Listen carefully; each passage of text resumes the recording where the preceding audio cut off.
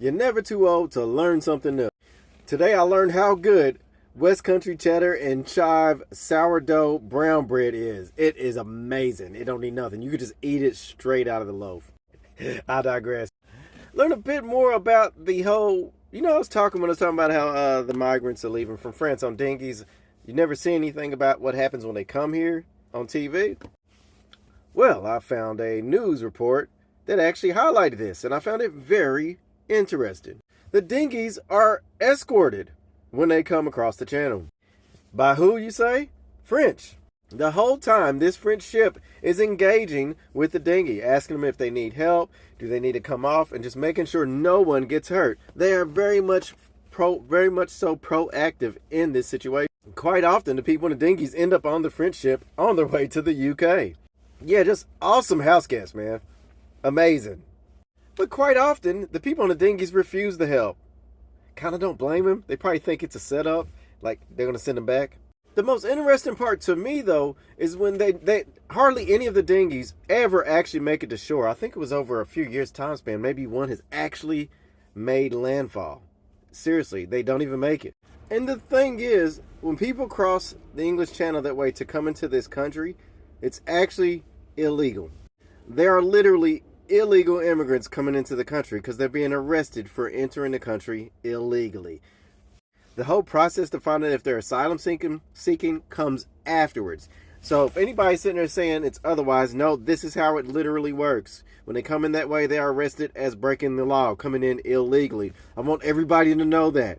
This is just British law right now at this point. And the reason I find that part fascinating is they're actually taking them in.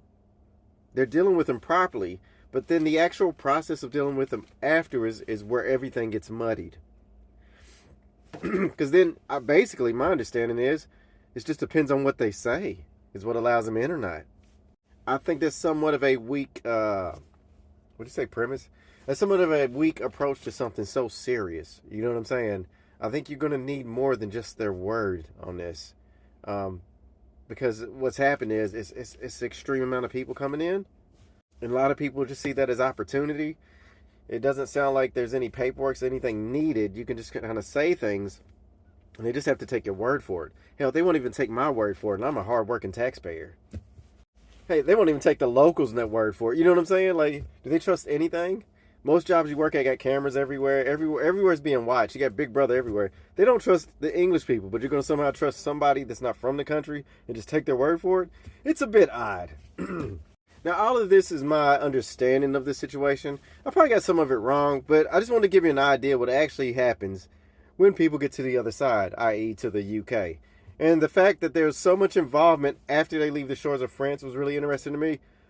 Because when they're leaving France, the police are just pretty much acting like they're helpless, barely interact, they're scared they're going to cause problems. But when they're at sea, their interaction seems to be, well, we're helping here.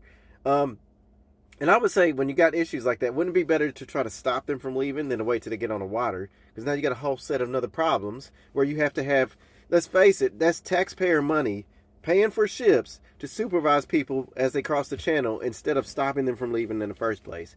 It'd be much better to get more investment and money shifted to the coast of France and preventing them from leaving than to spend all that money of them trafficking them back and forth. That's just, think about it. That's ludicrous. It's a bad strategy. Let's be honest. It's just a bad strategy. So if you can't believe it, believe it. That's basically what happens. They are literally being escorted and just taken here to there. And I think it's all because of the European Court of Human Rights. I imagine it has a lot to do with it. I don't know that for a fact, but I imagine that's what's guiding the way they're treated. You know what I'm saying? And I just think it's a bit sad because instead of stopping them from getting on that dinghy and putting themselves in dangerous situations, it's like putting a Band-Aid on an open wound. You know what I mean? Like, the Band-Aid might stop it from bleeding, but it ain't gonna heal properly and it might get infected. Wouldn't you want to sew it up properly? And you think, I don't see how that's actually helping the people on the dinghies. It kind of makes it worse for them because then you let them get on the water in the dinghy. Just saying, though. Sounds way worse for them. Anyway, on that note, y'all take care.